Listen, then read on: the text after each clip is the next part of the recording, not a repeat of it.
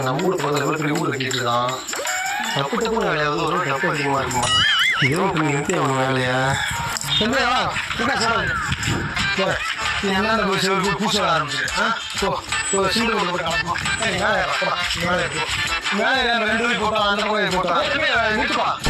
என்ன யாரு கேட்டு பண்ணி வேலை சரியா? வீட்டுக்காரங்க கேட்டான். வீட்டுக்காரங்க கேட்டா வீட்டுக்காரங்க கூட்டப்போ கூட்டப்போ நீ